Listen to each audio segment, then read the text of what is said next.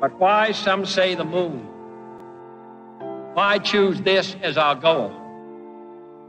And they may well ask, why climb the highest mountain? Why, 35 years ago, fly the Atlantic? We choose to go to the moon. We choose to go to the moon in this decade and do the other thing. Not because they are easy, but because they are hard. Because that goal will serve to organize and measure the best of our energies and skills.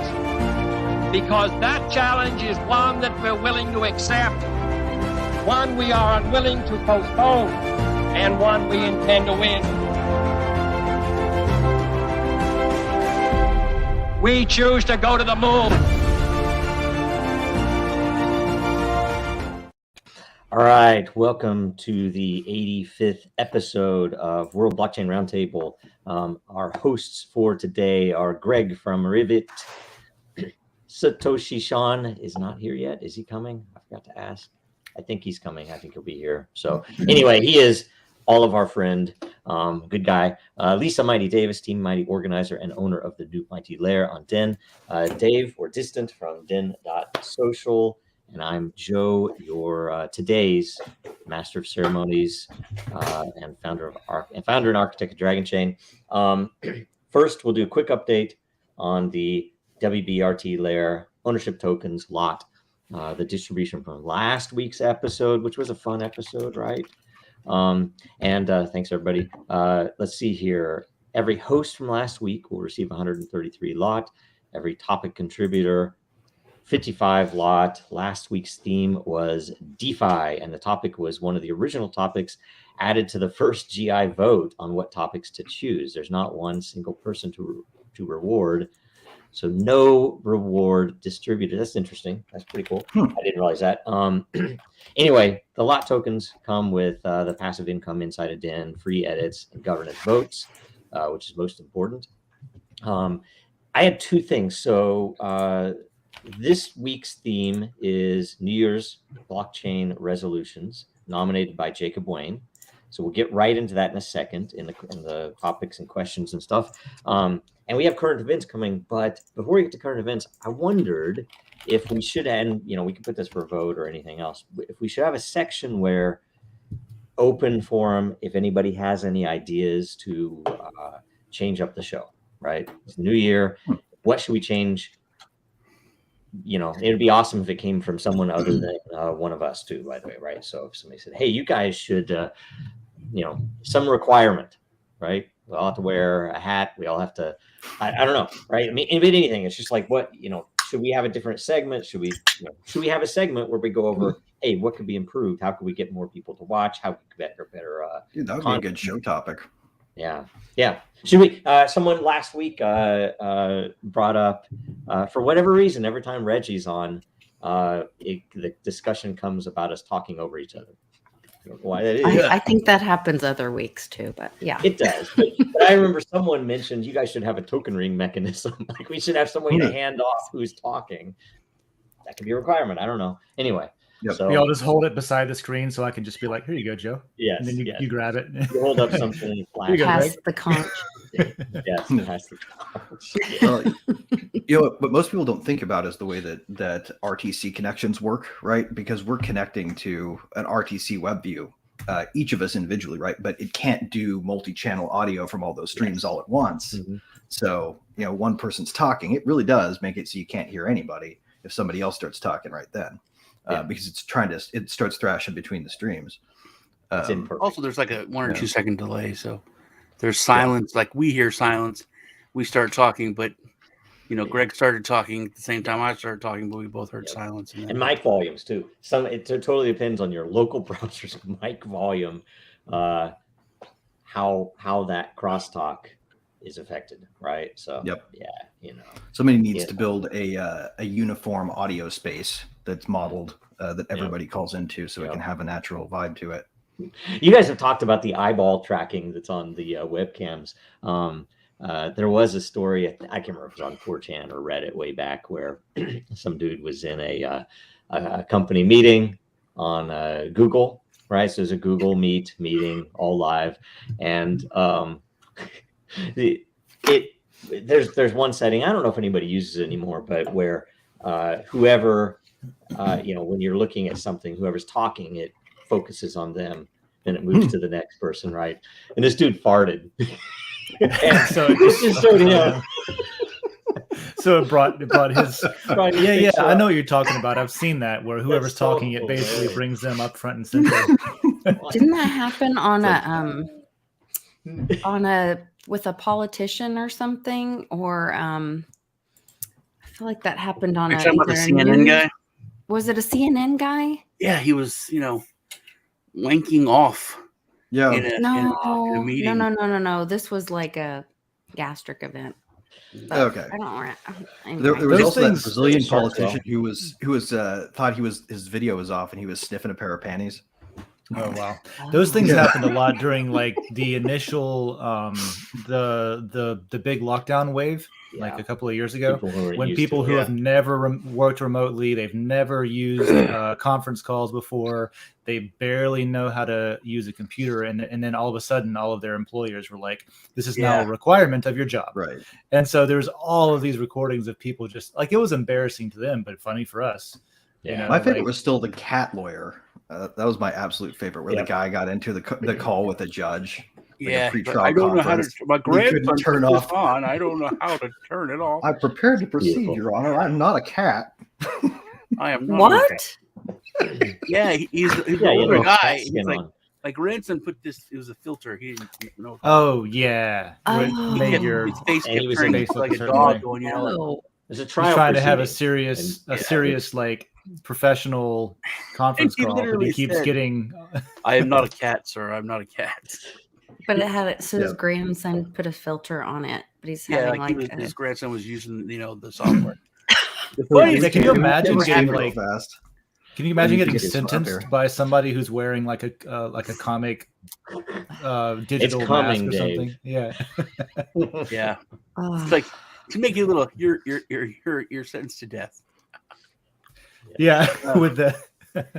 Yeah. When we use Google, I'm sure I told you guys. I know Joe knows, but we had this meeting and we'd never used this. It was Google Meetup or something, but it gave your location out instead of your picture, like right, your where you at.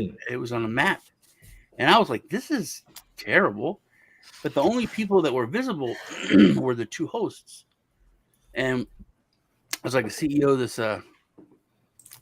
company or this project that we were advising on, and then this other guy is, I forget what they were doing, but it was some other company that they were hiring from Greece, and everyone's talking, right, and the guy even said a couple times, "Oh, I see you smiling. I know you're smiling." He's like, but we didn't. Me and my friend that were on it, and before we went on the call, we had talked, and he was wearing like a nice, shirt. I think he was wearing a tie because it was like a big meeting. And then so we go through the meeting, and afterwards, we're like, "Isn't that software weird? It showed our location. It was weird. It doxed us." I was like, "I don't know why people would even use that instead of Zoom or whatever." And then he was wearing a soccer shirt. And I was like, "Aren't you wearing something different?" So then we look it up, and the hosts can see everyone's video, but other people can't see. And I was like, "He's like, I totally changed in front of the camera. Changed for the camera. I took Nice. all my clothes off. I Didn't know I was visible. Yeah. Yeah. Stuff like that is Weird. I would hope sometimes that things like that happen open people's eyes a little bit to like the reality of always connected network infrastructure and the way that it is, stuff like that, because and it was also interesting to see like, I guess this is related to current events, but it's like over the past couple of years, current events, we've had, I guess you could call it an opportunity to discover how people really feel about stuff. Because you had, like employers, for example, who were like really wanted to spy on everyone's webcam if they're working from home, just to make sure that they were, in front of their, doing their cog in the machine job every moment of every day, or Right. And that's like a mild example, but stuff like what Sean was now talking we about, know, like, right? oh shit, like this means that, or this could happen if that happens, that kind of thing. Right. And now we know, right, that the especially in Web 2 space, the private sector was just infiltrated, just overrun by intelligence community people and every other kind of government. Actually, interesting fact. I stumbled across this the other day after reading the latest Twitter files. Are you guys familiar with Kathleen H. Higgs? She is our current Deputy Secretary of Defense. Okay. And All right. in 2019, she was at a think tank called the Center for Strategic and International Studies. And she wrote an article, or actually a two-part, where I guess she was the producer or the project director of a series called By Other Means. And it's about priorities in the gray zone, what they call the gray zone. And in it, if you read through this thing, you'll get to the part where they're talking about misinformation and disinformation. And they reference all of the agencies that are involved in this current censorship regime on Twitter, and it mirrors it in like too horrifying detail. The scariest one was the and most people probably looked over this one, but the GEC, the Global Engagement Center, that is a State Department program that has a unique capability where any government agency can assign or detail an employee to that agency. And this team, this GEC team, was trying to force its way onto the calls in the Twitter files we've seen so far, but it eventually succeeded to the point where they were overrun with censorship requests from state, local, federal, international, like any kind of government you could possibly get. And the GEC was their conduit. And if you go back and read that report, the scariest part is not the misinformation part, where they talk about the GEC and the infrastructure, the CISA, the Infrastructure Department of Homeland Security Group. These things are way more terrifying when you get into some of the other things they wanted to be doing as part of this gray zone strategy.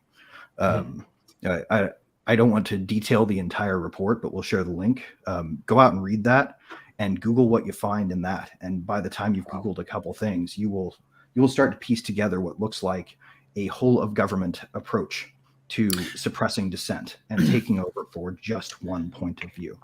Yeah, it's something that sort of related to the topic today, I guess, with New Year's resolutions and stuff. But I've changed my attitude about a lot of that stuff. Where I remember I was still active duty whenever Snowden happened, right? That whole thing, and that was one of the points where I was like, okay. Never again will I dismiss conspiracy theories out of hand because it sounds too crazy to be real, And then but still at that point, I was at the mindset of like, well, this can be salvaged. We can still use the system to fix the system. We can still play along, and through participation in our government, the citizens can still fix this thing, and I don't know. Going forward with 23, I think I'm just basically giving up on that and assuming that I live in a, I live in a like a dystopian sci-fi novel of the future. It's just here. It's just there. It exists. The overlords are real, and I will just have to act accordingly. And part of that is, resolving to decentralize myself, walk the walk a little bit more, actually start disconnect. I got rid of my Facebook account finally. Yeah, that was hilarious. Dave sent me a message. I sent him a Happy New Year. Yeah. And he said, Happy New Year to you too, man. This is my last message on Facebook. I'm getting rid of it now. New Year's resolution. And that was his little picture. It's gone now. Well, I mean, years ago I did that, guys. I actually got off Facebook, but you can still find me on Facebook. I manually deleted every post, set a profile header of me in a suit, and then forgot my password intentionally. So I have a placeholder for me. You can still find me. Joe doesn't want to be your friend on Facebook. I've had like a request to him for months. He's just really, yeah. I'm never on there. I'm doing it one thing at a time. Started with Facebook. I will tell you, easy. I closed my whole account out, and then like every time, like I'll get a message like somebody says like, well, wait a minute, I'm not on there anymore, and it's like, oh, apparently they changed all of their settings, and I'm that was one of the first kind of dystopian things that ever happened. That was one of the first thing was that you couldn't delete your Facebook. Yeah. Huh. I That mean, was this actually like pretty scary, actually. 10 years ago or so, when it's like they would let you like turn it off or mute it or something. And geez, I did it once and everyone freaked out. Yeah. People were like, messaging, are you okay? What's going on? I was like, I just felt like it was going weird. I just wanted to get off of it. So I, deactivated it. And everyone was like, I thought something was terribly wrong. Oh, I was like, no, I only did it once. But yeah, that was one of the first things that ever was like a harbinger of what was to come, man. And Dave, I feel past 2 weeks, just like you, the whole Carrie Lake thing just kind of, and I told Lisa, I was like, I'm watching this. If this happens, whatever happens with this Carrie Lake thing, is like, I think she might be Speaker of the House. If they don't shut down the government, I think she could be. It's all theater. I don't care. It doesn't matter. I know you don't. I know you're over it. Because she failed. It failed. Right. So our system is broken. And all of us here, and everyone in the country, they say, hey, they may just shut it all down, though. The system is broken. The system doesn't work. Let's have a reason to now. With the broken system. Yeah. It doesn't, the until recently, I was right there on board with that, too. Yeah, but the definition of insanity is to do the same thing over and over again and expect a different result. You can't fix a broken system with a broken system. And that's kind of what I was getting at with the Twitter files thing, like we're seeing that not only has nothing changed since Snowden revealed what was going on under the hood, in fact, it's gotten much, much worse. Yeah. And so it's like, well, we had a good run trying to fix shit and it just got worse. So I guess we'll just have to be safer. I forget who it was that said it, but they're like, yeah, the government did these terrible, terrible things. And then nobody went to prison and nobody got in trouble and nothing happened. So they're definitely not doing it again. It's like, everything comes out. And then there's this kind of theater, whatever side you're on. Oh, they're going to put Trump in prison. Oh, they're going to put Hillary in prison. Oh, they're going to put Biden. And we should have torn the country down after the Snowden files, frankly. It should have been that should have been enough. Yes. When I'm watching like some really comedians, because journalists don't talk about it anymore. The biggest journalists are comedians. Journalists? We're talking about Substack because that's the only place I know of any journalists still existing. These people were talking about like when they realized that it was kind of like when they kind of lost their innocence when it came to media. And I remember it may have even been a sports story, but it was something that like ABC, they like messed with the story and it wasn't 100% true. And it was like, is this the end of ABC News?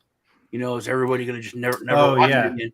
And it was this like minor thing that they kind of made up, and they, you can't even trust the that to where we're at now. It's just insane.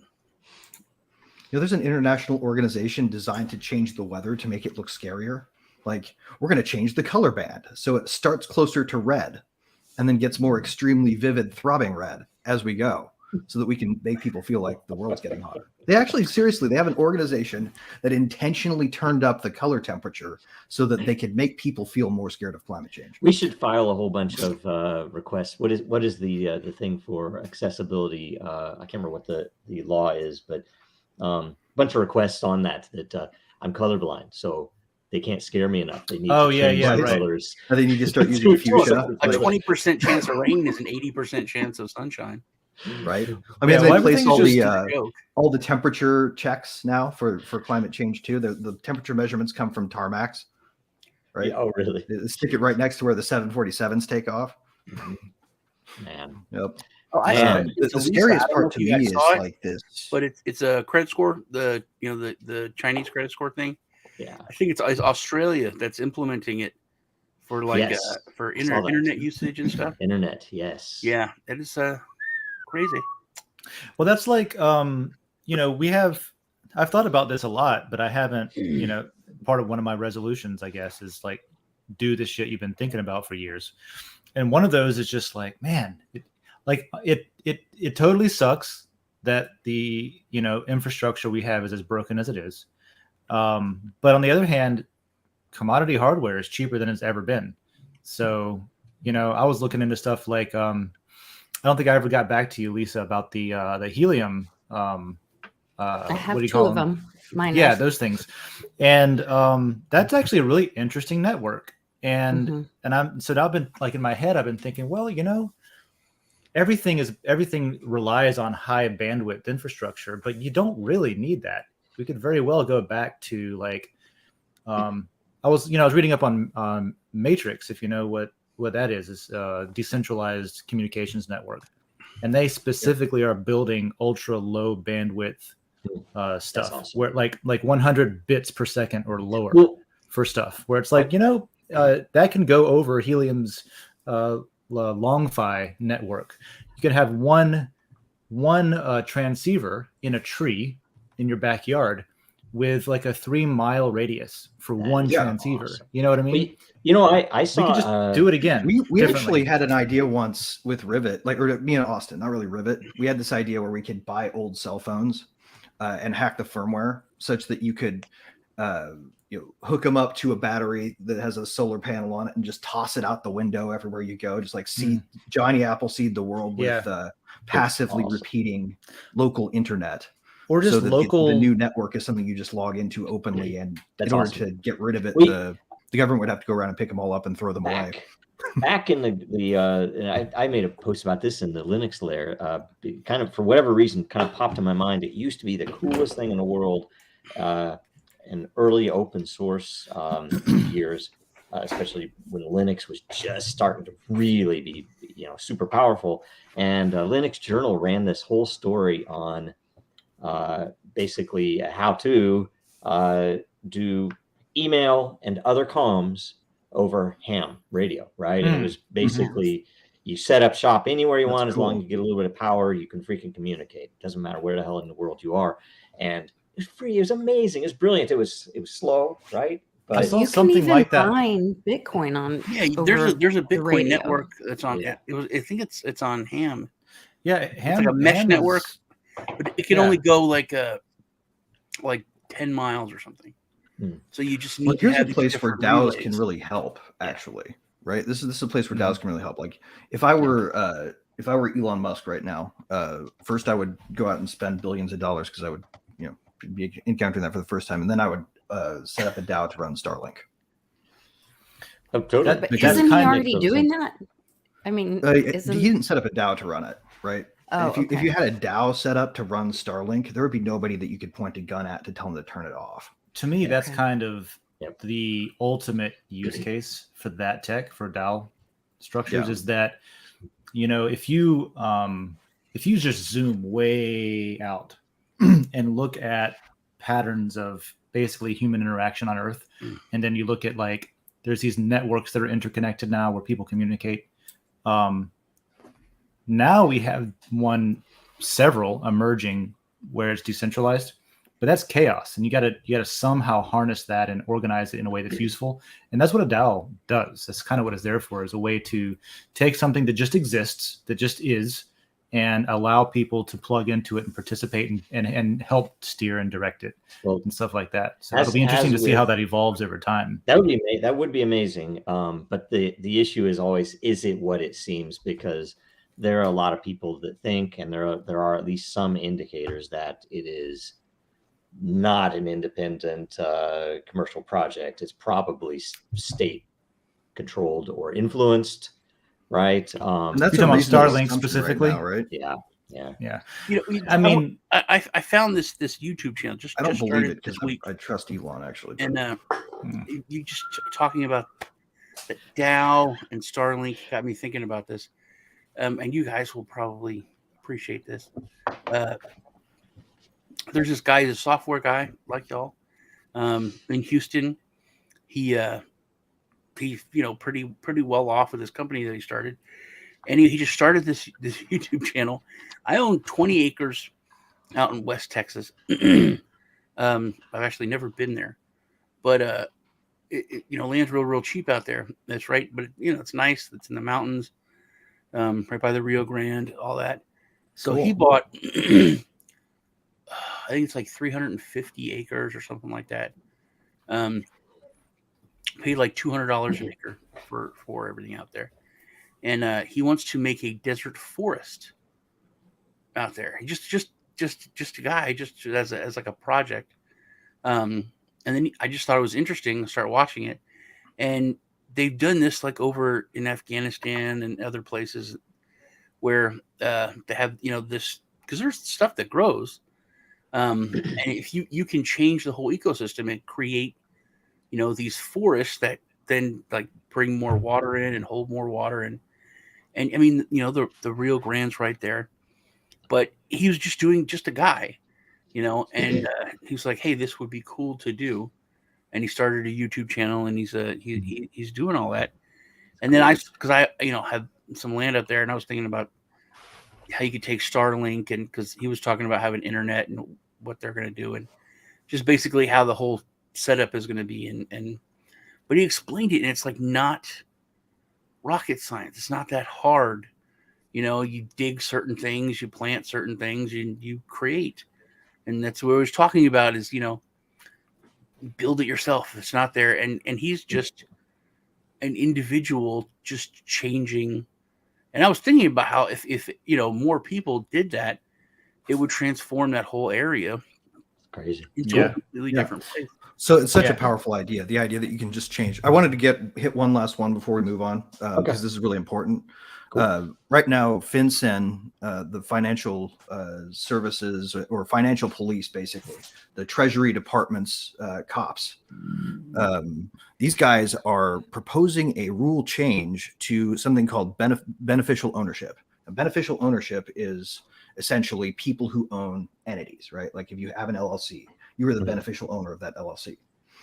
What they're proposing essentially is that all beneficial ownership will need to register with FinCEN, such that they want to know every single entity's owner in the country so that they can put it in a central database that can be used by them or any other federal or international police agency to come after owners of companies. Yeah. I mean, that's one of those things where it's like, it's aimed that's a big scary thing. At people doing Uber Eats and Uber and DoorDash and stuff like that. It just makes me even more want to just kind of like opt out entirely. You know what I mean? If I'm going to run an organization, I can do it anonymously, I guess. I don't know what you got to do. At what point? I'll put a link up, but you got to go comment. At what point does it not just to the normies in your family, to the normies in your world? At what point does it not freaking smack them upside the head? Do they not even give a shit that they're coming after? Look, if you want to raise chickens and you want to produce eggs, you have to register. If you want to have to grow some fucking salad lettuce in your goddamn backyard, you better fucking register. If you have a little mom and pop burger stand, you better fucking we want to know who the fuck owns that. The federal government wants to know about your mom and pop burger stand. That just came out in Wyoming. They want to know in DC. Yeah, me and Lisa talked about this week, and I have an idea on that. Well, wait a minute. Sam Bankman-Fried walks into the fucking White House 4 times in this past year. What they say, the latest was as recent as September, October. Like the fucking guy was doing that shit that he was doing. Regular lunch with Gensler. What the fuck is going on, and why does nobody give a shit? It's crazy. Anyway, it's the media, people are about it. The bad guys. I mean, me and Lisa talked about this on our show this week. That it's like rewriting history, but they're rewriting like stuff that's not that historic. Like people don't. History is yesterday. People don't know history. They don't know history at all. Yeah. I mean, you can look at the World War II and the Nazis. Most people don't know what that. My kids don't know. I was going to do a show on a lot of the crazy stuff, but most people don't know what the Aryan race is and how insane it is. People think, oh, it's just white people. It's like, no, it's Atlanteans. Hitler thought that it was the lost continent of Atlantis that they It would be cute if it was a that's who the fiction race story. is. It's a lost race. It's all just, but people don't learn. People think taxes have always been here in the United States. Yeah. They were started in the 1900s. It's not like history. It's fairly recent. Oh yeah, they used to fund the whole government off tariffs. Yeah, I tariffs. think the crazy thing for me is that our government, that our Constitution was to hold back the government, and instead now the government is lording over us and has been weaponized against us to be, instead of protecting us, the purpose was to, any government that is there is to protect us, and instead they're weaponized and they're fighting us. We're the enemy. Yeah, we they're not looking at any outside enemies. They're looking at how can we pick off and feed on our own people inside our, look at I shared that tweet in our private chat. Speaking of the SBF thing, he's walking around on that PR bond thing and just sold something and got $600,000, for his vacation until he has to show up in a year or In this October. October or something flying to ridiculous. Belmarsh and switch his place with Julian Assange. Yeah. Yeah. Meanwhile, a judge orders that all the Celsius users gave up their legal right to their Bitcoin on the platform. And you know what? And when SBF, this thing just happened, and we just had Not Your Keys, Not Your Coin, Bitcoin's birthday. And it was like Nobody a talked silent about it. fart. Yes. Yeah. I didn't even know. Lisa brought it up on a show. Oh, today's, Not Your Keys. Nobody even talked about it. I said, why isn't that the It biggest? should have been the biggest news. Really close to It's SPD. literally the biggest thing in crypto for that since Mt. Gox, and nobody's even talking about it. It made no incredible. sense, and I think it shows the control. And we're talking about SBF. When the normies see that judge whose husband worked for SBF and for FTX, and then she sets the bail, and then lets him go on a PR bond for $4 million. Not even $4 million for a house being put up. And they don't know who put up that. By the way, that came out just yesterday. Right. I just saw And it they're- yesterday. yeah, They're they're trying to hiding. expose. No, he's trying to have it They're suppressed. trying to hide. But then normally she exposed. recuses herself. Probably fucking Garrett And Gensler it's fine. Klaus Schwab. I mean, if people can One of the see, banks. they don't hide it. It's like here it is. Here's all the corruption. What are you going to do about it? And they rolled out all these brand new here's the taxes president- for January. Here's the former vice president, on the floor of Congress talking about, if you have any crack, this much crack, you're going to prison. Even if the judge says you're not, the federal government's going to make you. This is it. We're done. The government's going to push this. And then cut to an actual video. Not to of mention, his son arguing with the crack dealer that he didn't put enough crack. and speaking of him, obvious. Sean, we just had another quid pro Joe moment. The first one he bragged on video, but he just went to the Virgin Islands again. The U.S., the AG in the Virgin Islands tried to arrest or bring charges. I'm sorry, against J.P. Morgan for dealing with the funds and not putting those reports for Did you see suspicious the Alex activity. Jones meme on that? And they fired her after the former vice president just took a vacation to the Virgin Islands. What a coincidence! Like, Crazy. Yep. But like Dave was at saying, what point when are you they see that not stuff- looking out for us? When At you what see that point are stuff, they it's like, not why? that's not my president. That's not my But government. Joe, what I was talking about is how Moreover, the those aren't normies. reporters. And There's they're people interviewers. that think that the FBI has always been here. And remember that's super recent. That's Mhm. super recent. It was, the founders had so much right. Don't have a party system. You could ruin everything. It could get down to two people. I've heard stuff on AOC. She was talking. It was an article that said, with McCarthy, they might have to reach out to Democrats, and there could be I forget what it was, like a consensus government or something, where they work, and she said it would be unprecedented. I was like, what am I reading? They're like, yes, that different parties would work together. to be the first time in the history of our country. Right. And I was they reading love to this. say I was that reading shit, this. don't they? I was reading this article. Like, people will believe this. This is psychotic. But with the FBI, there was like, you cannot have a national police force. The reason for the government is to protect people's rights and to protect the country, not to go after the country. And people don't know the power that we used to have. We used to have these police that had just super huge jurisdiction. They could investigate. They could do all this stuff. They had everything we needed, and police departments could hire them and use them. And the government's job was just to police them and make sure they didn't step out of line, and they didn't hurt anyone's rights. And that was private detectives. We didn't need the FBI. We had private detectives who took that role. And that's how it was supposed to be. Everything in the United States was private.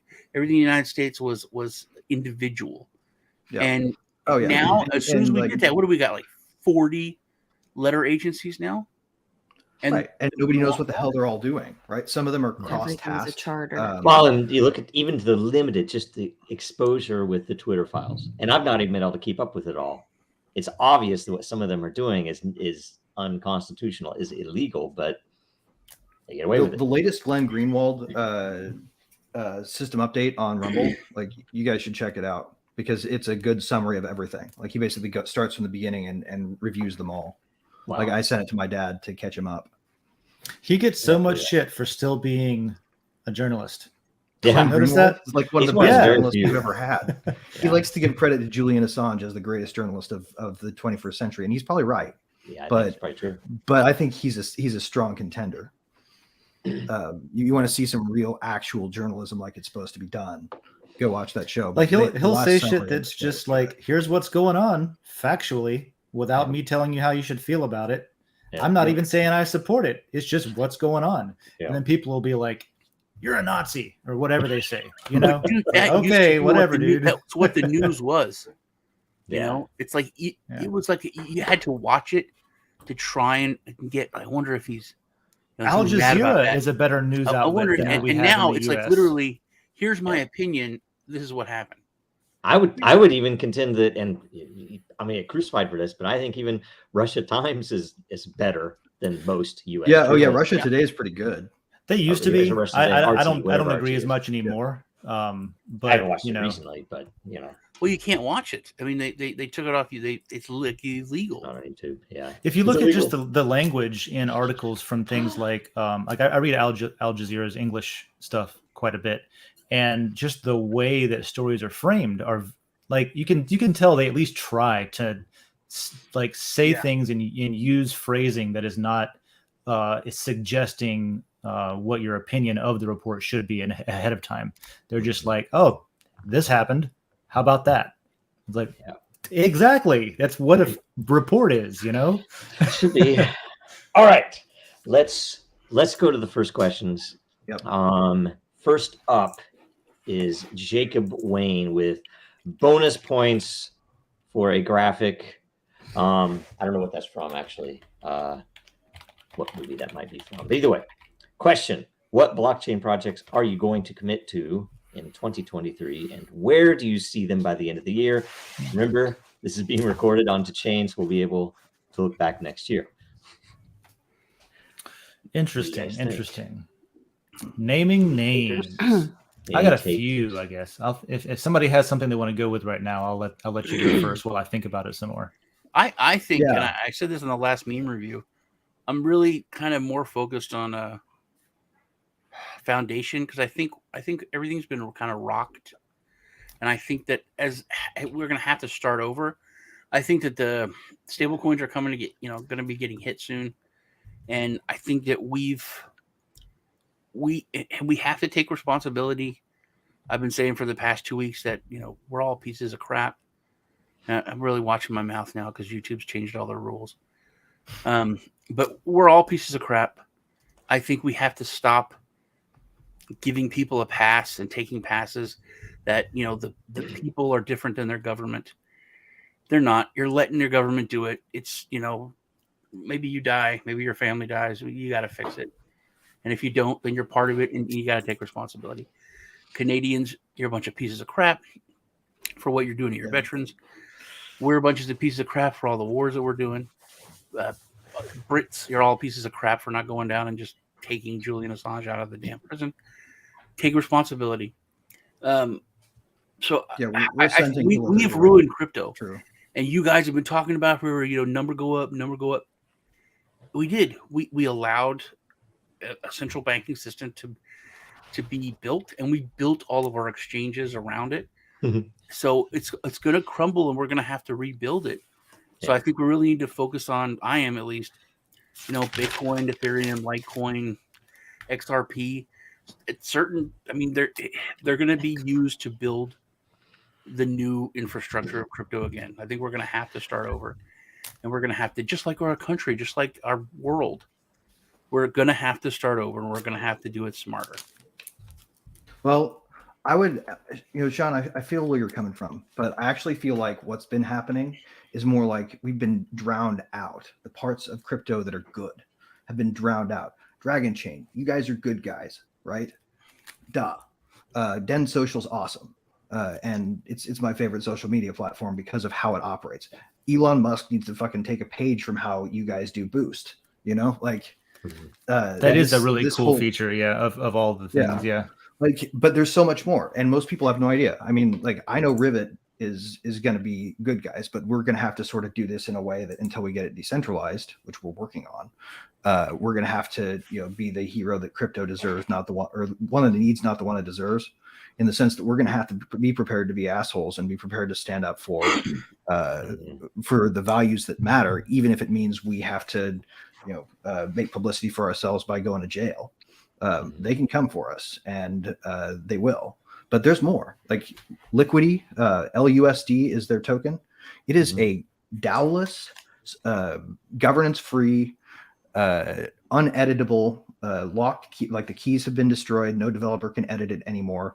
Stablecoin that it's just a dumb token, right? And you can't get it through an interface. You actually have to go through and use command line to get it. Like there's no interface where you can go buy it unless you're using a second or a third party exchange. There's Reflexor Finance, which actually goes even further and unpegs the idea of stablecoin from the idea of the dollar, right? It tries to stabilize the movements without setting the price. So it doesn't even have any backing. It's another great one. Then there's Teller, and these guys are amazing. They're a decentralized Oracle protocol, and they actually sent me a T-shirt that I just got.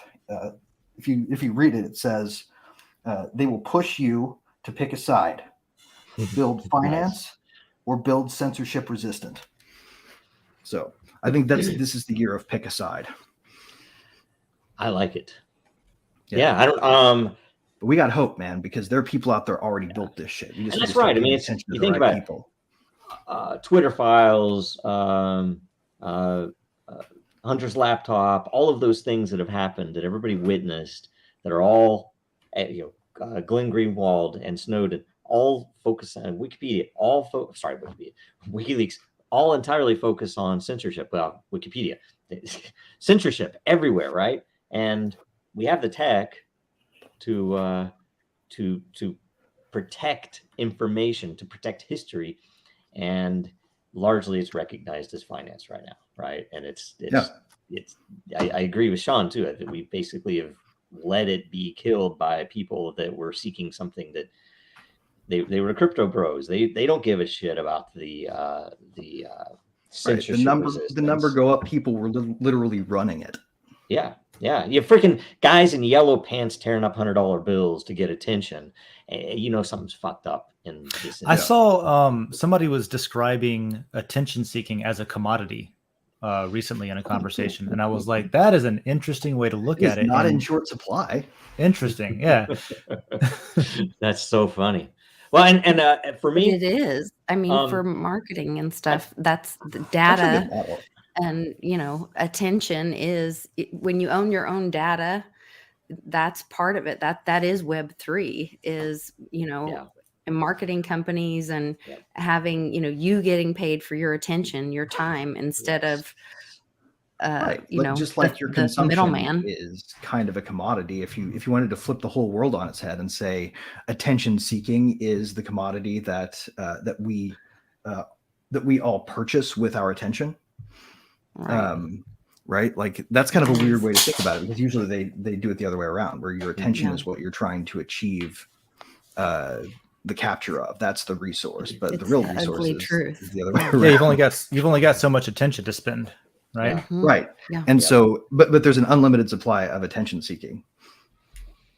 Yeah. That's I was really cool, right, and that's why it's so controllable. That's why you know, we can see all the platforms make it very easy. They control the algorithm of what you see, so you know it's hard to cut through. And even if you cut through, you don't know if you cut through because the metrics aren't there. I can We say need the to- three projects I would say would be Dragon Chain, obviously, Den, obviously, and a couple of unnamed projects that are, you know, Yeah. hopefully I didn't to be say released. that one, Joe. So yeah, yeah. So that would be neat, yeah. you know, I was fundamentals. thinking also about, like, I was omitting the names that are basically represented here, just out of, you know, Yes. just to keep it interesting. But Den for sure is one of my things that I'm redoubling. You know, like getting actual work done on it, and interestingly enough, maybe being a little bit less nice. Just like, it is what it is. Here's, you know, like let's do the thing, that kind of thing. That's a different conversation. But mine, I've been interested for a long time in. You probably heard me talk about Session and Oxen and LokiNet and stuff like that, right? And then a related project called Chainflip that came from that community. Chainflip's That awesome. one, I think, because we're talking specifically about blockchain projects here, right? There are other communications networks that are very interesting and decentralized, but aren't blockchain. So if we're talking about blockchain stuff, the Oxen community, to me, is one of the most interesting things that are happening right now. They're a fork, if you're not sure what they are. They're a fork of Monero, another project that's on my short list that I was jotting down over here. They're a fork of Monero. They transitioned to proof of stake for, in my opinion, very good reasons. Their goals are different than what Monero's goals are. I like that Monero is proof of work, and I hope and they intend to stay that way. I like that Oxen is proof of stake because of their service node infrastructure and the way that they're incentivizing good actors with service nodes, with LokiNet and stuff like that. So different use cases, and you could use them both. You don't have to pick one and ignore the other. As far as like the other part of the question, where I see them going, like, so those are two, Monero and Oxen, and everything that they're doing, the subsidiary or periphery projects that are involved around those are two that I'm really going to make a redouble efforts on supporting and being involved with and stuff like that. I hope to see Monero launching their Seraphis upgrade to their network, because that'll make things really more useful for what I would need Monero to be. That'll bring in things like more easy multi-sig on Monero accounts, for example. You know, just it's a pretty massive undertaking, and it does, you know, it makes their public keys currently, like the crypto note keys, incompatible. So you'd have to like change all, like this. It's kind of a headache. But one thing I admire about the Monero community, one thing I really admire about them is their willingness to recognize that it's very early and that it's okay to find out that something else might work better and do it. You know, one of the things that they did was went to when the world was falling apart in the Bitcoin community about block size, Monero was like, what if we just do dynamic block size? Fuck what size it is. It's however big it needs to be or however small it needs to be. Works, right? Works pretty well, and it works pretty well. Oh, but the small nodes. Oh my God, Yeah, the small and nodes well, will that's never be able to handle it. Sorry. okay. Small nodes can't buy a warehouse full of miners either. Like, Yes, you know, it was never you can't- engineering. That was all politics. So Or you know what I mean? Like they it's all, and did. it was is crypto bro stuff that was all politics, and it was they never would make engineering arguments. They would always anyway. And you can, you know, and I mean, I'll talk about Monero some more, I guess. Like we use DIN and Dragon Chain relies on it's Bitcoin is a very good thing that will live on and be very useful for a long time. We happen to use it for things that are not what it was designed for, because it happens to be very useful for things like proving independently verifiable data on chain, like we do with everything on DIN. So I'm not talking against Bitcoin whenever I am pro Monero, but I will say that Monero is very much Bitcoin. Like when I talk about Monero, a lot of times I'll just use the word Bitcoin when I'm talking about it, because it's the word everybody knows. It's a synonym for like several things that are like fundamentally there. It's at least in concept, it's what Bitcoin brought to the world. You know what I mean? And so, what was I going to say? They did that, and they did. They fixed ASIC mining, right, to an extent. It's not perfect, right? RandomX is got some inherent issues to worry about, mainly universities and faculty and students and staff being able to use free compute power to mine Monero on all their infrastructure, right? That's not fair to, small miners. Yeah, I get that. But literally, RandomX fixed being able to make ASICs, which nobody else did. A fork of Monero called WowNero fixed centralization of pool mining, right? You cannot pool mine WowNero. Now, it's a meme coin. It's for fun. They made some other decisions that I don't agree with, right? They got rid of tail emissions because they wanted to be more, like Bitcoin. They, everything's not perfect, but everyone's trying really interesting solutions. Monero's coming out with a non-privacy coin, but it's super fast. It's called. By the way, Camaro. That's that when I first came into Camaro coin. It's super fast. Yeah. I think it goes on the Z28 algorithm. Yeah, that's the Comes with algorithm. T-tops. Z28. So there's some cool stuff out there, and I By the way, that's those what are some of mine. That's what's needed, because and the how do I say the you don't have to support a project, but the fact that you don't have to attack another project is what's needed, because people will spend that find energy stuff, building instead. Yes, people will find stuff that you might not recognize as a necessary thing for what could become the killer app for adoption for this entire technology. And it's going to happen because people are experimenting. And if you get into this thing, nope, there is only Bitcoin and it can only, and it's pathetic and it's ridiculous. Right. It's divided rule shit, man. They're dividing us on purpose. Like the point of one of the most revolutionary things I think we're going to see this year is, what was the company that was doing Harmony One, or I think was the network that was doing a trustless Bitcoin ETH bridge. Like, imagine being able to bridge between ETH and Bitcoin with decent throughput and the ability to handle things at scale. The amount of liquidity that will unlock for legit projects that are making decentralization happen. Like, there's already enough value locked in Bitcoin to fund every great project on Ethereum and then some. And that's just, but only if they want a better world. Yeah, I think that's a good point. About that. I think that with this next evolution in crypto, I think most people, I came into crypto for a number go up because that's what I understood. And I would tell everyone, because I've been doing this recently, in just the history of my own lifetime, I'm going back to like things that happened before I was born, but very like John Lennon, the things that he said right before he was killed, very tinfoil hat kind of stuff. So just kind of looking at how history is being not really rewritten, but portrayed to you for what the normal stuff is.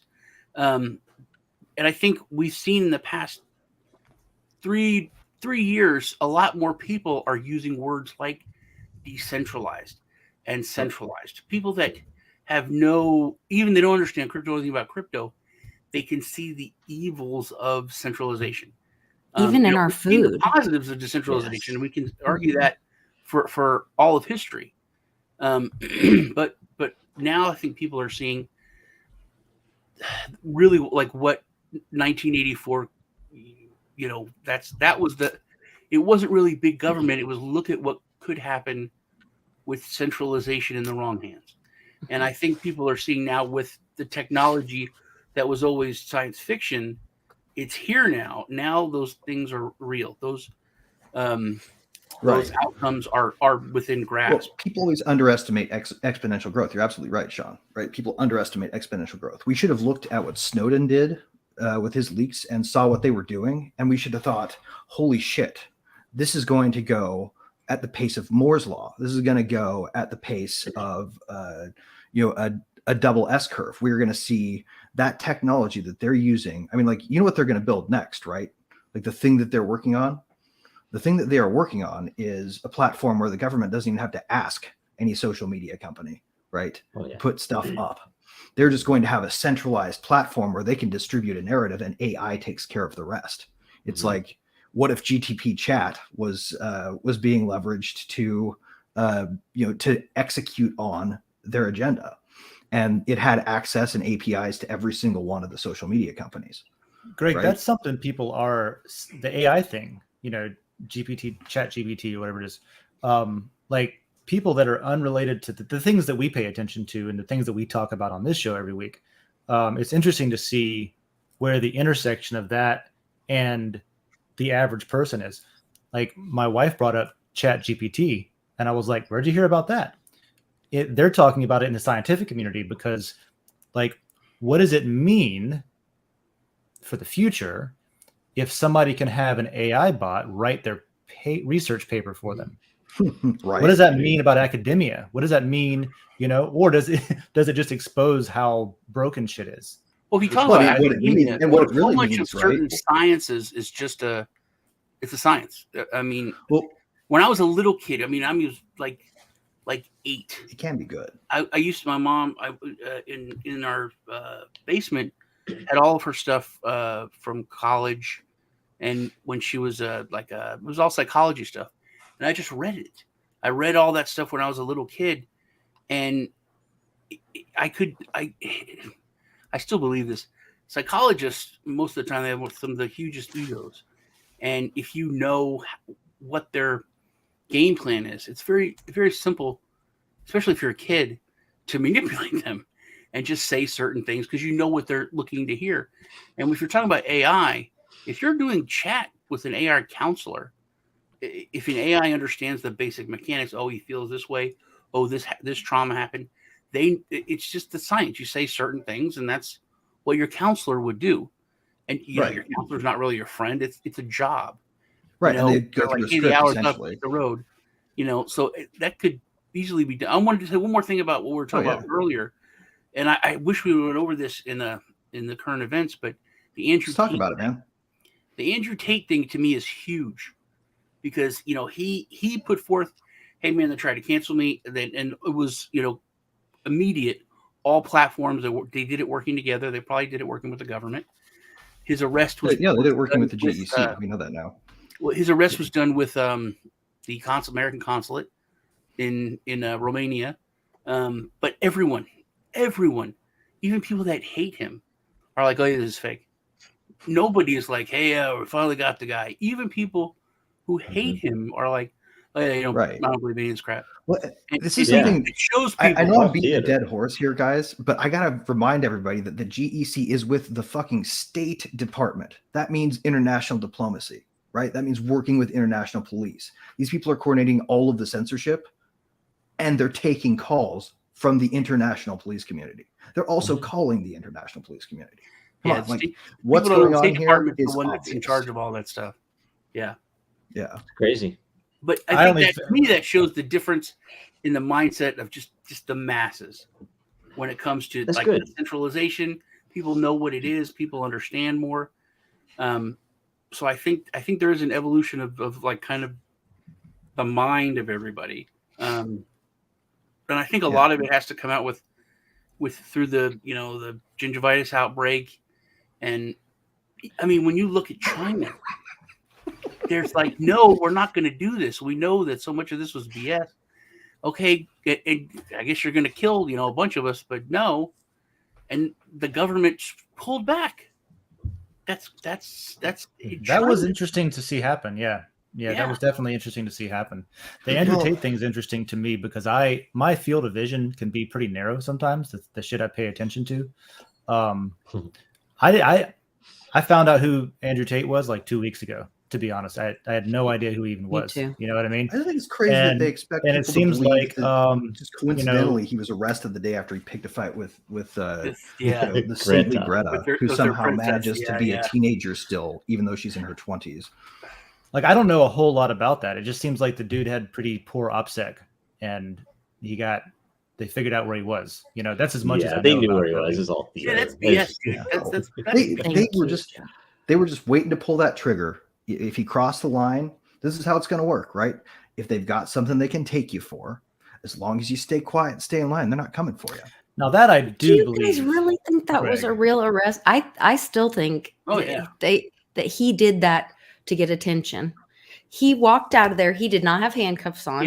He walked out. He did not. Yeah, I went. Go watch the video. He sits in. No, he's holding. Well, I'll his tell you, hands the biggest together. indicator. He gets in the car and his hands are apart, and then he does the whole deep state thing.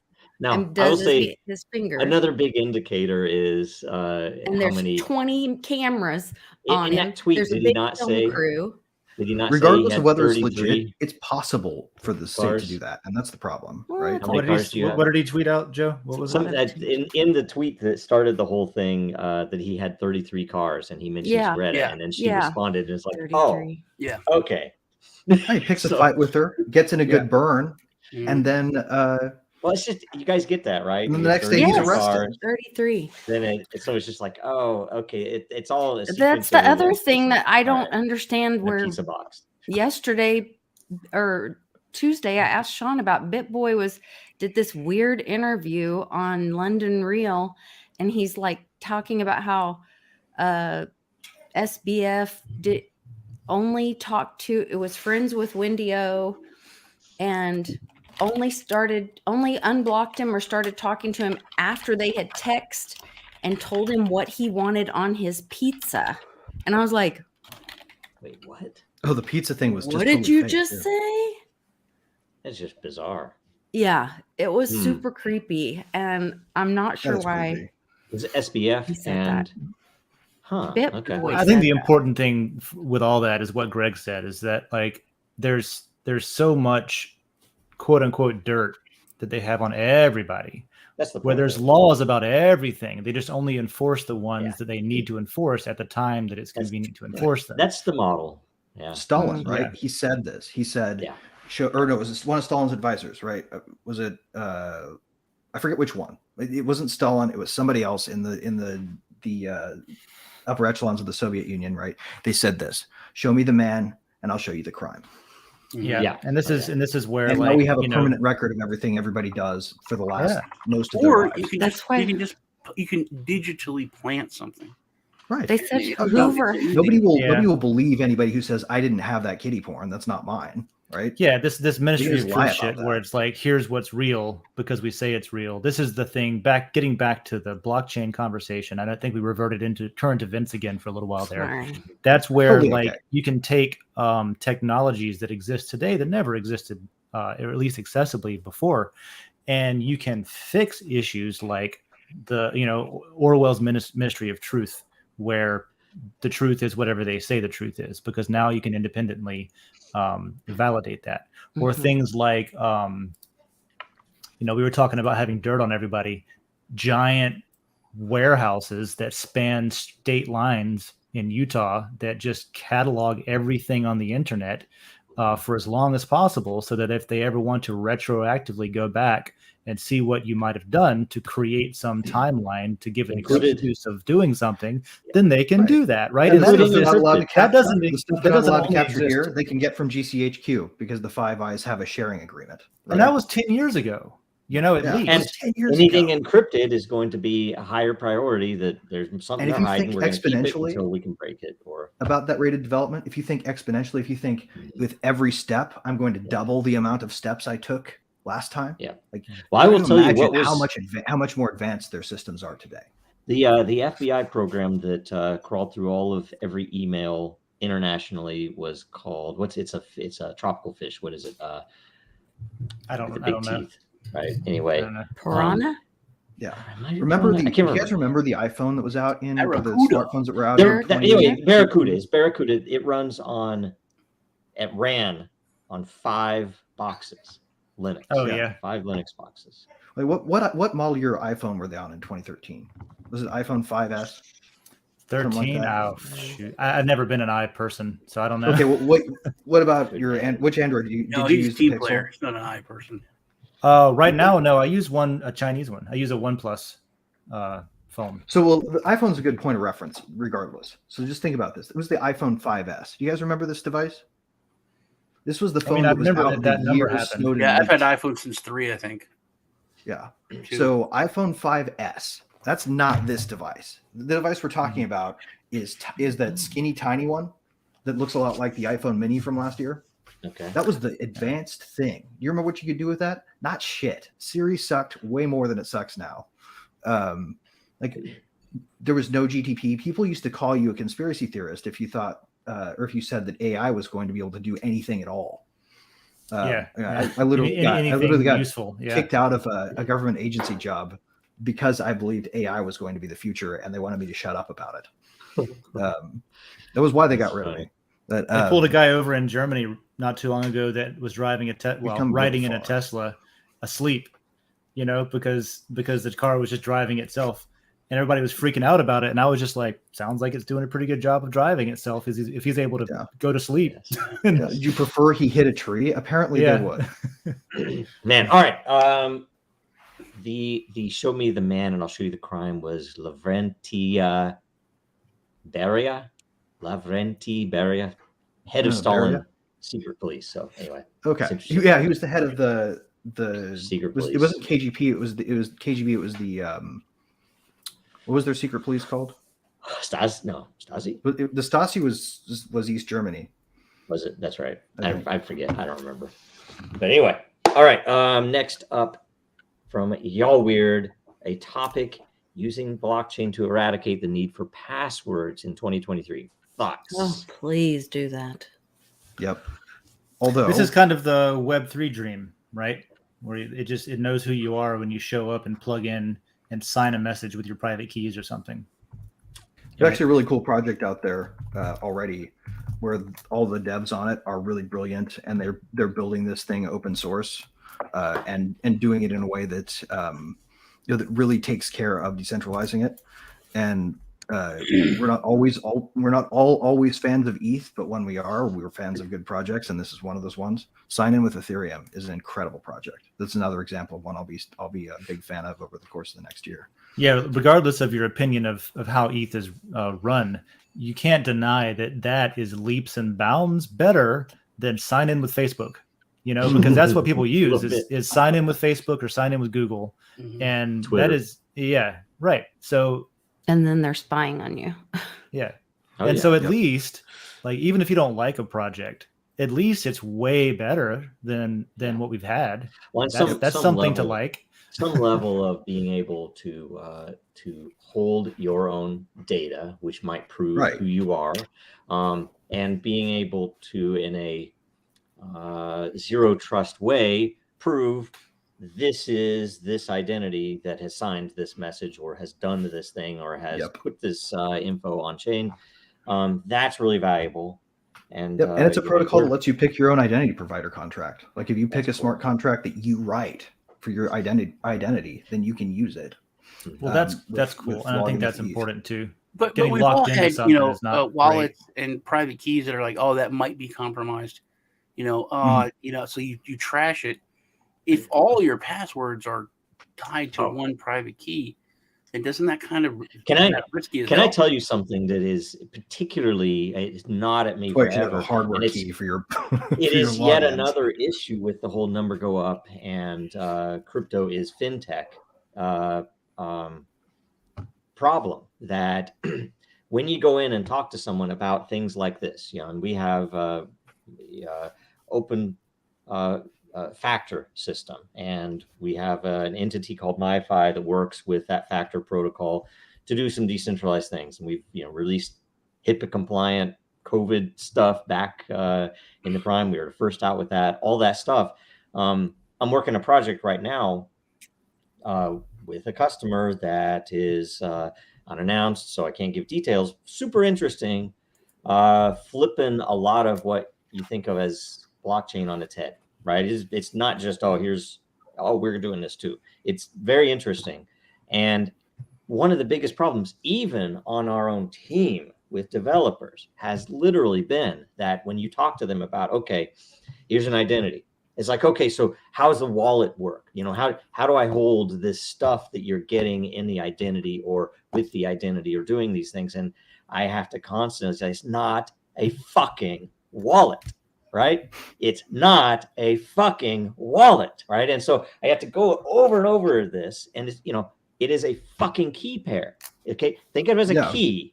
Yes, you can have a wallet behind your goddamn key. You can put a safe in your house behind the door with a lock. Yeah, it's a data cache that's encrypted using your key. And you can have, guess what? You can fucking make new keys. You can roll keys. You can have keys associated with different devices to manage them well.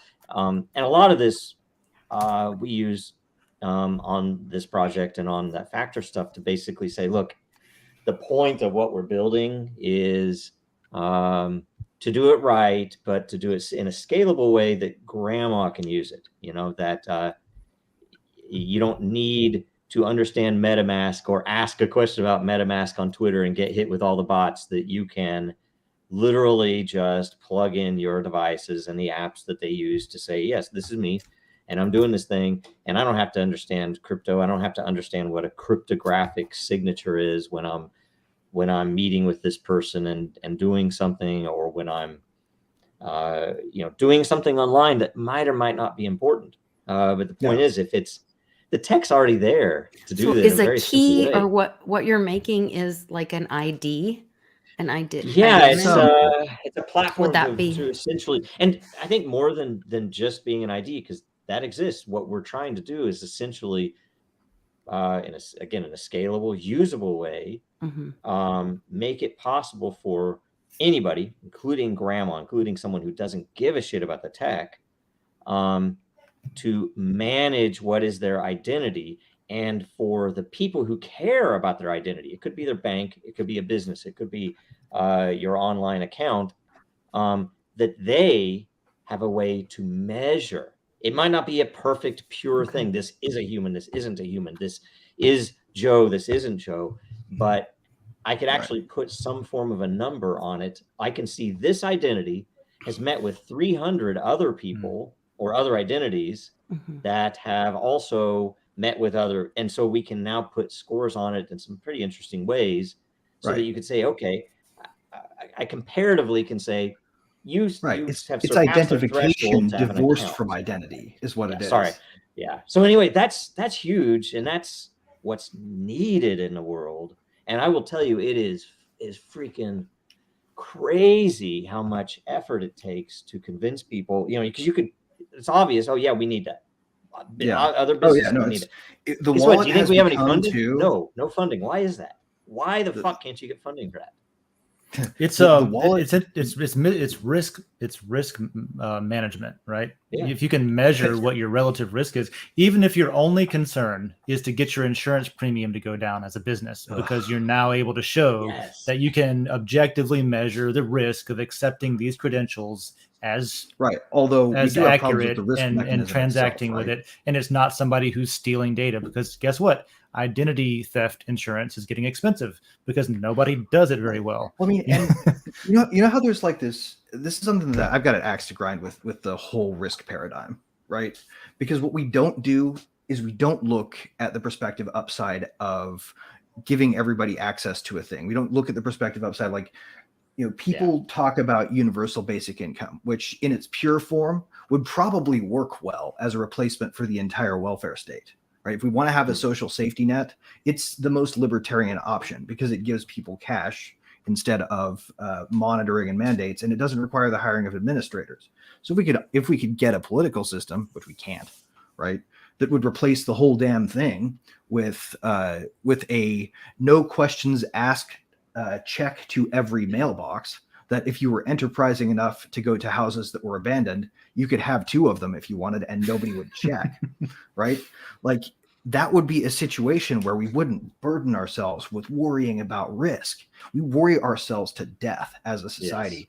And risk is the box we're burying ourselves in. Yep. Like, I blame the lawyers. I want to see people start looking at opportunity counters.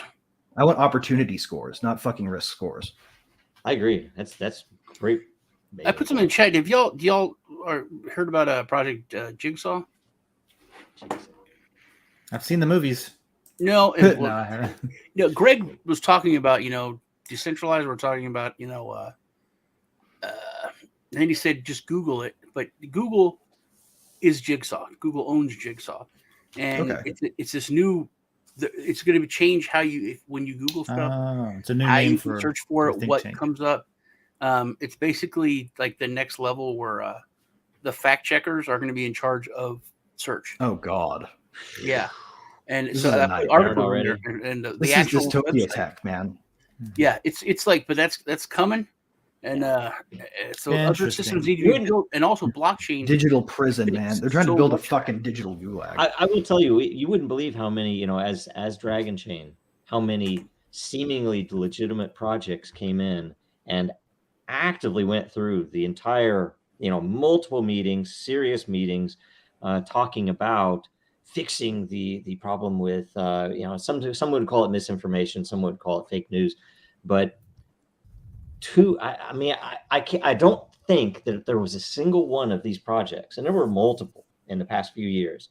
Not a single one of them wasn't in some way tied by their team to a three-letter agency and or foreign intel. That's what they were really. And it's like, how can we use blockchain to tie up these loose ends with this inconvenient information out there?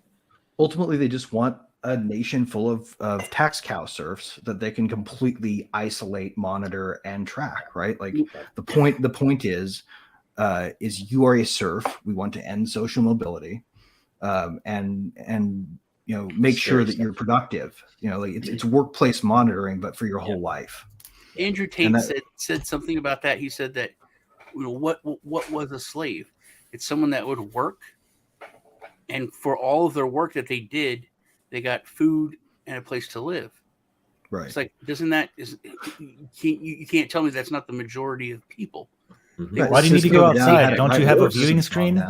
They work paycheck to paycheck so that they can eat and feed their family and have a place to live. That's it. I will tell you, if anything, maybe it would be a good resolution. I can't say I don't make resolutions like this because it's like whatever. I just do the thing that I do. But it might be a good thing to start considering, both politically and tech, to start looking at the things that we actively disagree with, people on the other side of the aisle, right? People in other projects, right? To start, because I've seen some things with members of the left that I used to disagree with, but now I'm like looking at them like that fits in a little bit, other than the tribal stuff where they might just want to fight on party lines or something. But some of the things that AOC said about Sam Bankman-Fried, the questions that were asked were surprising to me, and I'm like, wow, that's interesting,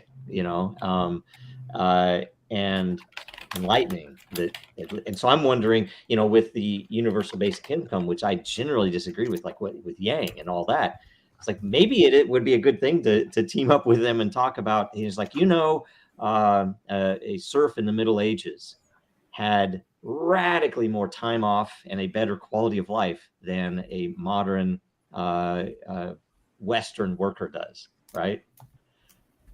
And that's an odd thing. You look at that. They literally had a ridiculous amount of time off. They had a good life. Yes, they had to work hard in the early days to plow the fields and stuff, but they generally had a better life than we do.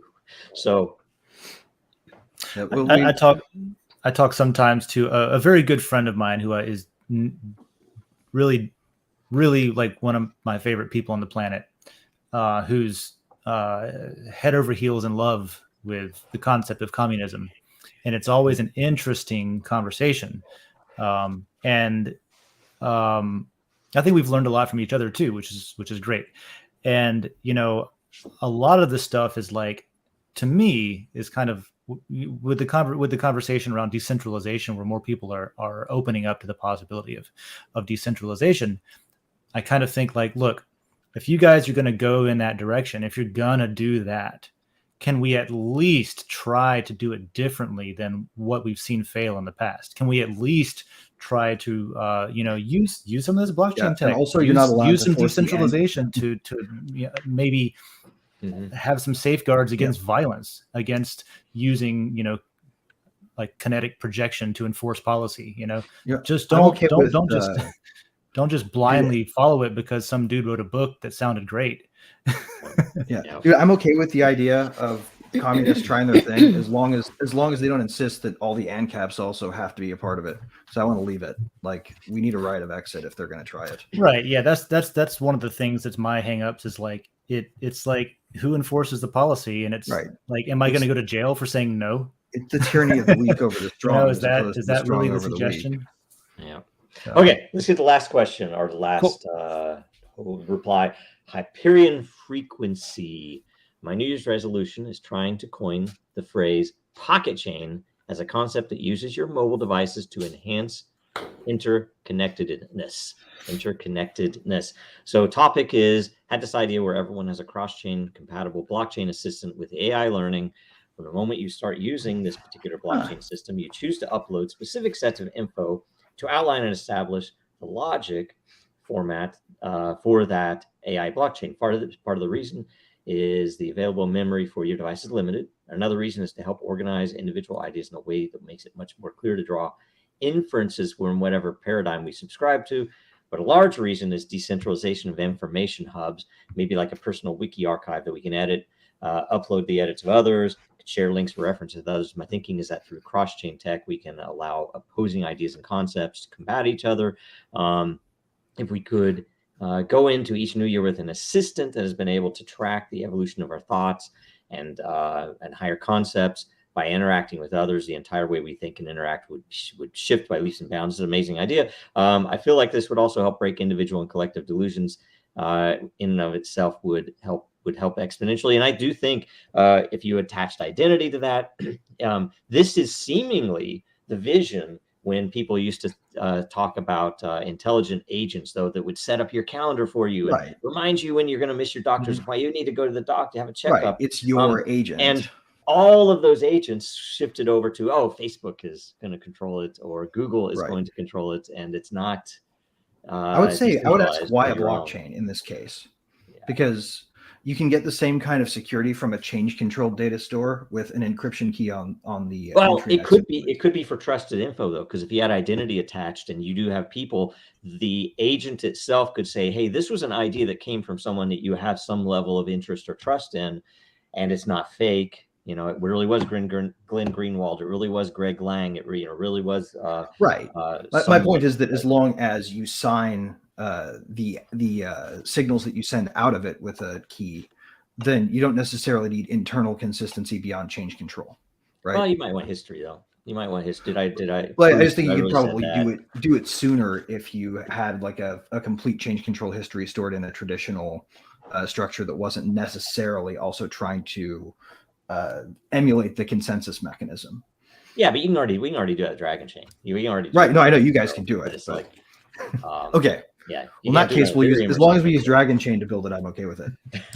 Yeah. I think my favorite part, my favorite part of that, just because I see so much violence in the world and people being okay with it today is like third to last paragraph, the end of it, where it says doing it in a less violent way. I think that's the idea of like using cryptography and blockchain for things that allow you to do things that once relied on violence that can now be done in a way that doesn't rely on violence. We should that have said, it does need a halt and catch fire button if you're going to have that much information about your life on it. We should, if we had a dedicated show sometime to what are all, if we were to found a new republic, geographic or virtual, I don't care.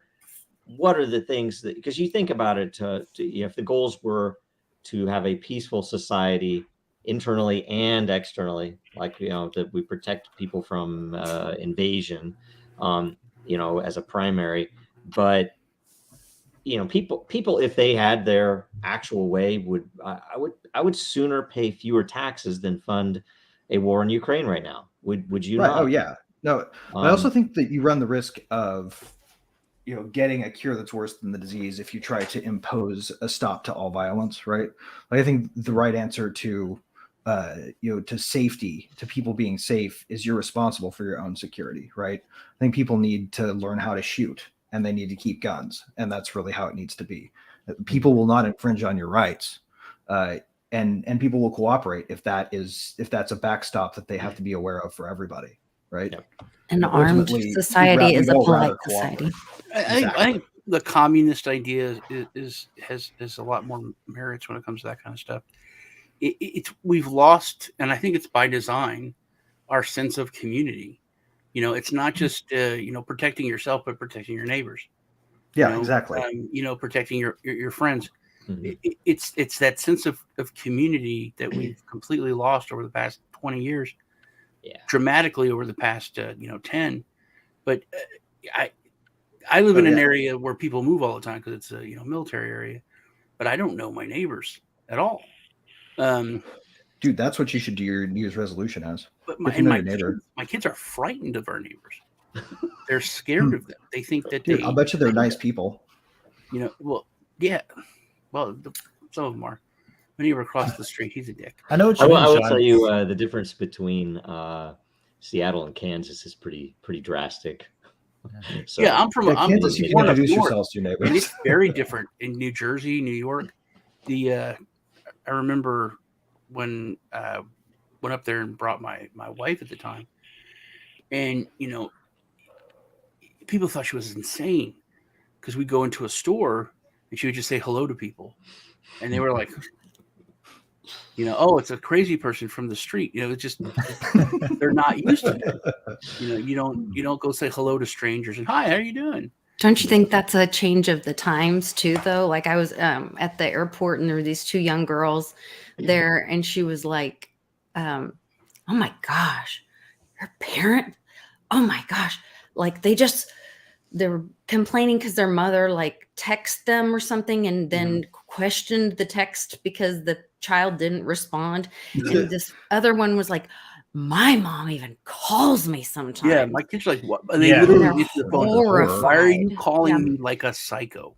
Yeah, and my mom and I were talking about this, and I was thinking about when I was a little kid, in the 70s, in Lake Havasu, and my mom would get out the good Tupperware if somebody came over. It was a big deal, she's all excited, and get, cookies out and whatever.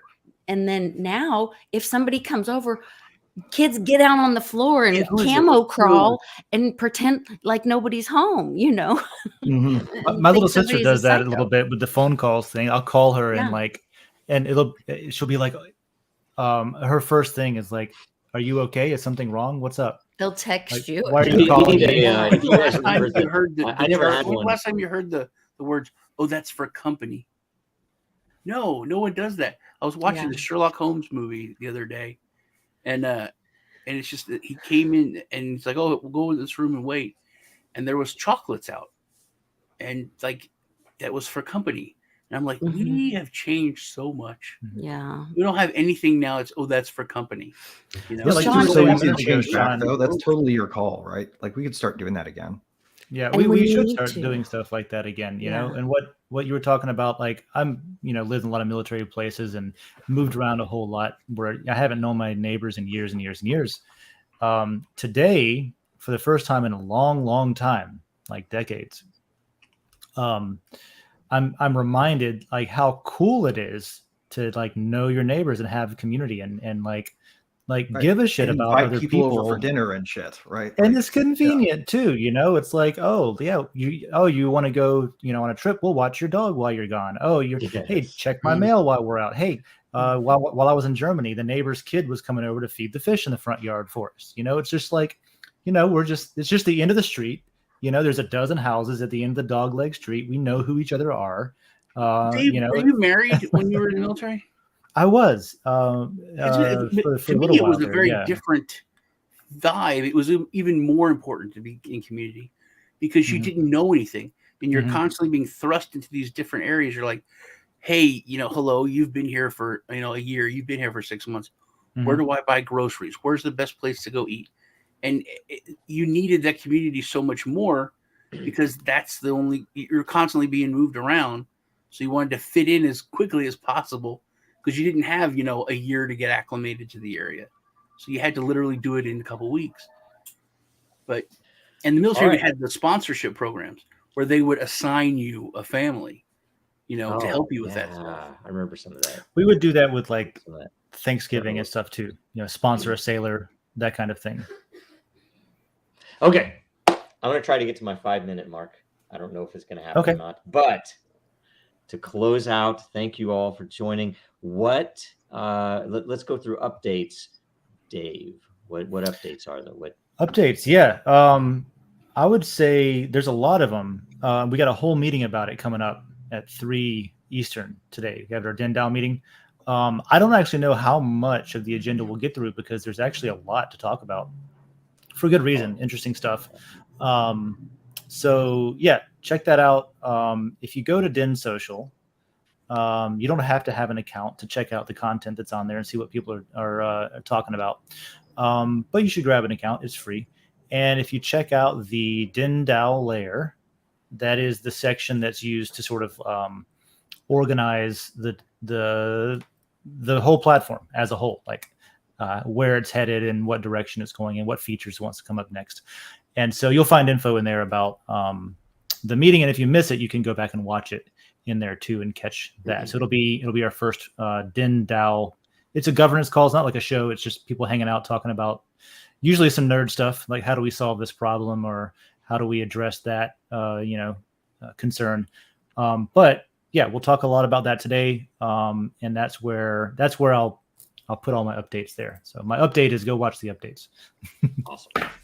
Awesome. Greg, what's going on? Well, hey guys, to me, this update is going to be just like my stab at doing New Year's resolutions. Last year I did one. And my resolution was to be more courageous about what I say when I see something that I don't agree with. And I pulled it off. I said shit in public that I would have been terrified to say the year before. And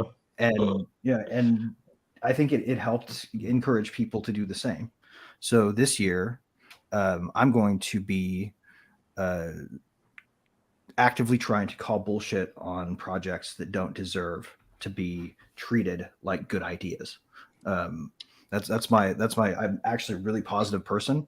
I love people building, but there are people building things and doing things that they should not fucking be doing, like what's happening with DAI right now, for example. That need to get called out, and that we need to reinforce the values of Web3. And that my resolution this year is to not see something and let it pass by because I'm being polite about people trying to build a thing. And that's my plan is to my New Year's resolution this year is to be courageous about being impolite when necessary. Nice. This is going to be fun. 2023.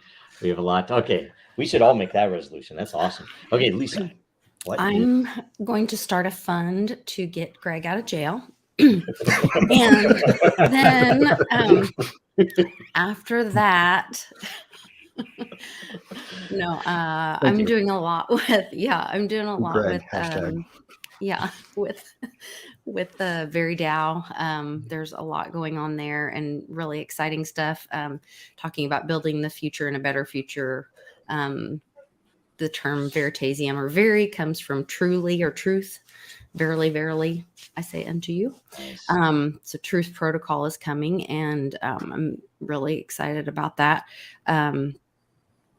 And so building those things, building truth for people. So that's where I'm spending a lot of time. And I posted my post on Den Social for the Mighty Lair. So go there and comment after you watch the show. I got my channel released after a hitch and a giddy up. I won't use a word that Sean and I had a show kicked out, and the fluffy hoo-tubes smacked me yesterday. Really? But I pulled it off and negotiated with them in a hostage situation, and I have been released. So it's going to be an interesting year. I think we're all going to see a lot of. I think this might be the year that you end up on Rumble. Oh, I'm already there, but I may be there permanently. I just wish you could Yep. stream there better. Like I can't stream to there as easy as. I need to work on that. They don't have a good chat thing. Like I have a really strong live chat community. There was an amazing and project that was it's- decentralized. PewDiePie went over to it. I used it. It was great. Beatles used it. Are Are you you talking Pilled, about? I think I know Pilled what or you're talking Foxhole? No, it was before that. Before Pilled PewDiePie and went there. Foxhole? Yeah, it was PewDiePie. huge, and it was taking off, and then it just died. I was on it.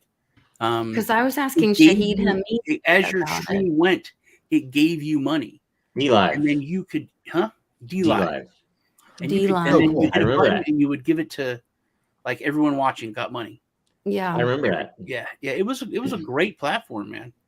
And it was presented as more decentralized than it was. but Oh, it was it's Tron. still- it's still It was working. Justin's son. Oh yeah, Oh. that guy. That guy was essential. Yeah. Not that Rock it's Finn not- is that's my not favorite personal, one.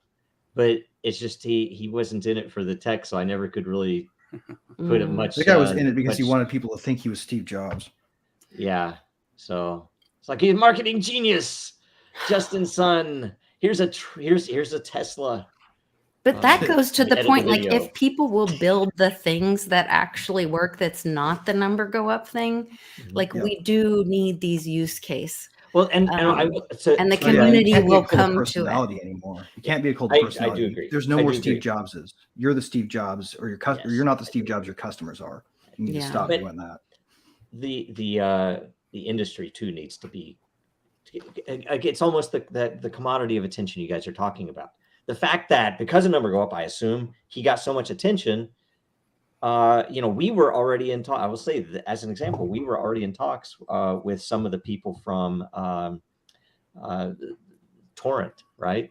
The Torrent project, and we were like, what we wanted to do was help the Torrent project by attaching an economy behind it, so that if you are seeding files, you would get rewarded, and based upon the traction of the files and blah blah blah.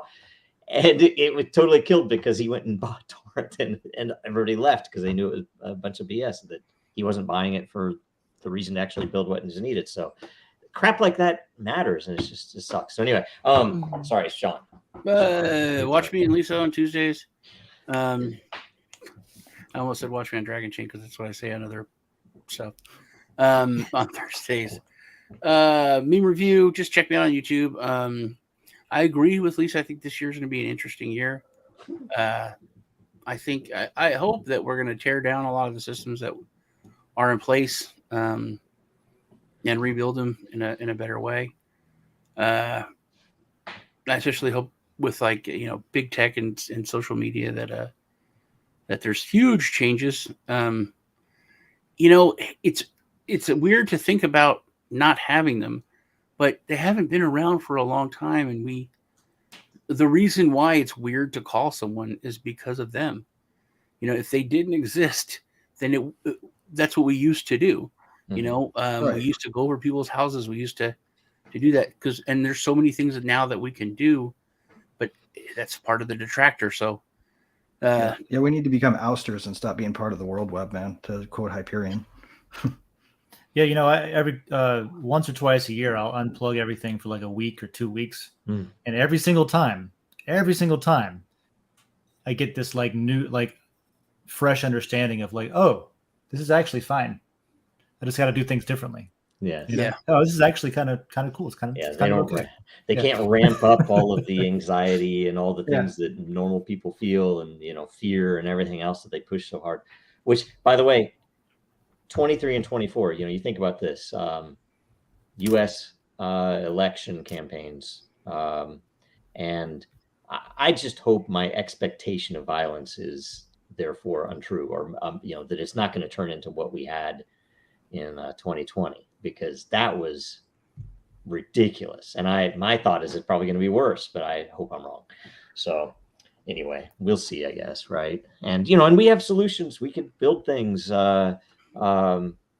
People can build things to avoid some of the BS that is getting pushed by whether you think the evil or the international corporations, or if they're in the international governments, or the what do you call the NGOs? If they're all trying to do various things depending upon what you believe, but there are tools around it, right? You don't have to subscribe to that bullshit, right? You can't. On that note, if I may, I think it's really important to recognize that a huge portion of people bickering about things are just fighting over who's got the best reason for wanting the same change, or distrusting the same people, and or personalities. Like that. It's like whether you don't think we should have an oligarchy because you hate billionaires, or whether you think that we shouldn't have an oligarchy because that's not a republic. You agree. So just get together on that and we'll figure it out. I think that's true. Very true. Okay. That's everything.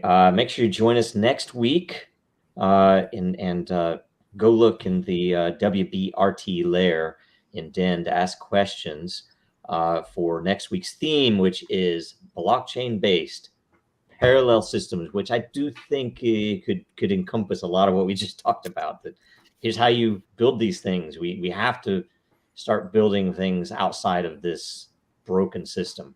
I'm not even that interested in fixing this broken system as much as trying to find a way to get people to move over to a new system.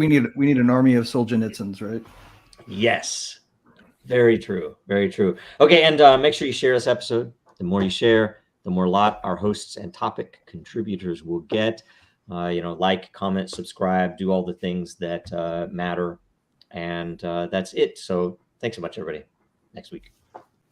While nuclear weapons states can exert unlimited violence over even millions of individuals, strong cryptography means that a state, even by exercising unlimited violence, cannot violate the intent of individuals to keep secrets from them. Cryptography is the ultimate form of non-violent direct action.